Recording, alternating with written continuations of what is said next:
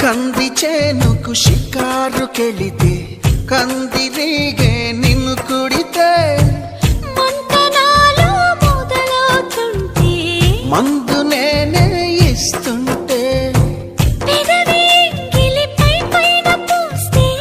బాధ తగ్గి బాగుంది అంటూ హాయిగా కనులే మూస్తే ఏదేదో చెయ్యమాకు ఆడయిర నన్నేదో చెయ్యమాకు అందగాడ అంతకంటే హాయి ఉంది వదులుకోకు ముందుకొచ్చి ముట్టుకుంటే